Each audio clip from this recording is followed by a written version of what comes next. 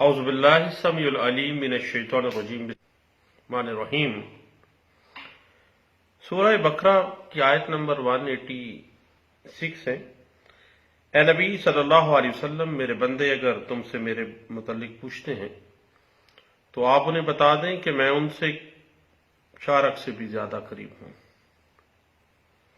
پکارنے والا جب مجھے پکارتا ہے تو میں اس کی پکار کو سنتا ہوں اور جواب دیتا ہوں۔ دوستو، بات اس طرح سے ہے کہ گپ شپ چل رہی تھی انتقال زمین کے حوالے سے۔ انتقال بنیادی طور پر ریونیو ریکارڈ میں کسی اندراج کی تبدیلی یا رد و بدل ہے۔ جو پٹواری ہے اس کے پاس ایک رجسٹر انتقال ہوتا ہے جس میں وہ تمام حقوق کے حصول کو درج کرتا ہے جن کے بارے میں اس کو اطلاع دی جاتی ہے۔ رجسٹر انتقال بنیادی طور پر ایک ورک اور ایک نقل کے اوپر مشتمل ہوتا ہے۔ پٹواری رجسٹر انتقال میں پرانے شخص کی جگہ نئے شخص کا اندراج کر لیتا ہے۔ اب بات آگے آئے گی کہ انتقال کی ایویڈینشری ویلیو کیا ہے، تو انشاءاللہ اس پہ ہم آگے جا کے بات تو کرتے ہیں، لیکن یاد رکھیے گا کہ انتقال کے اندر جو بھی اندراجات ہیں وہ ایویڈینشری ویلیو کے حامل ہوتے ہیں۔ اب بات یہ ہے کہ میوٹیشن یعنی انتقال زمین کو کون سا قانون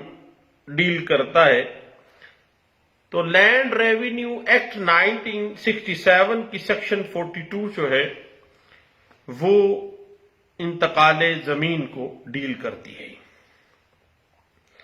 انتقال کے لفظی معنی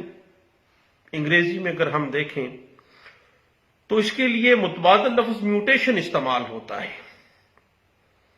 اور اگر ہم میوٹیشن کو کنسائز آکسفورڈ ڈکشنری کی مدد سے دیکھیں تو بات اس طرح آ جاتی ہے کہ رد و بدل کی کارروائی، تبدیلی کی کارروائی۔ لینڈ ریونیو کے انتقال کا بنیادی مقصد لینڈ ریونیو ریکارڈ کو اپ ٹو ڈیٹ کرنا ہوتا ہے تاکہ گورنمنٹ کو زمین کے مالکان کے بارے میں اپ ڈیٹ کیا جا سکے، اس کے بارے میں گورنمنٹ کے اندراجات میں ہر چیز اپ ٹو ڈیٹ ہو۔ اب انتقال زمین کی اگر ہم اہمیت کو دیکھیں تو انتقال زمین کے ریکارڈ کو تاریخ جاریہ تک مکمل اور برقرار رکھا جاتا ہے، اور اس سے مالکان کے جو رائٹس ہیں وہ محفوظ ہو جاتے ہیں، اور مالکان کے جو رائٹس ہیں جو کہ انتقال زمین کے رجسٹر میں درج کیے گئے ہیں ان کا تحفظ ہو جاتا ہے، اور ریونیو اتھارٹیز کے ذریعے بہترین انتظام جو ہے وہ میوٹیشنز کی مدد سے کیا جا سکتا ہے۔ اس کے علاوہ ایک اور اہم معاملہ وہ یہ ہے کہ ریونیو اتھارٹیز جو ہیں وہ ریونیو کلیکشن کے لیے بھی میوٹیشن کا جو ریکارڈ ہے اس کو استعمال کر لیتی ہیں۔ اس کے بعد پھر جو میوٹیشن ہے اس کو ایک پرزمپشن حاصل ہے، پرزمپشن آف ٹروتھ، جس طرح سے ہم پرزیوم کر لیتے ہیں کہ یہ انتقال زمین جو ہے وہ فلاں بندے کے نام پہ ہے، اس لیے یہ وراثت جو ہے یا یہ ہبہ جو ہے انتقال اس کے نام پہ ہے یا بے کا انتقال اس کے نام پہ ہے۔ تو بنیادی طور پہ میوٹیشن جو ہے وہ ایک پرزمپشن کریٹ کر دیتی ہے ملکیت سے متعلقہ ایک پرسن کے لیے، البتہ یہ سبسٹینٹیو پیس آف آنرشپ یا ٹائٹل شپ نہیں ہے۔ بنیادی طور پہ میوٹیشن بذات خود کوئی دستاویز ملکیت نہیں ہوتا ہے، بلکہ اس کا مقصد صرف اور صرف ریونیو کلیکشن ہے۔ البتہ یہ ملکیت کے بارے میں کچھ پرزمپشنز کریٹ کر دیتی ہے۔ اس حوالے سے بھی ایک لیٹسٹ ہم نے دیکھی ہے سائٹیشن جس میں اس بات کو واضح کیا گیا تھا 2021 MLD page 275 Lahore high court کی ایک لینڈ مارک ججمنٹ ہے جس میں اس بات کو واضح کیا گیا تھا۔ اب بات آ جاتی ہے کہ इंतकाल ज़मीन दर्ज कब किया जाता है? जब भी किसी शख्स को कोई प्रॉपर्टी हासिल होती है, यानी बजरिया वरासत है, बजरिया मॉर्टगेज है, बजरिया सेल है, बजरिया गिफ्ट है, यानी कोई भी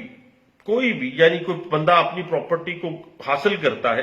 तो फिर किसी भी मूड के जरिए तो फिर वो उसका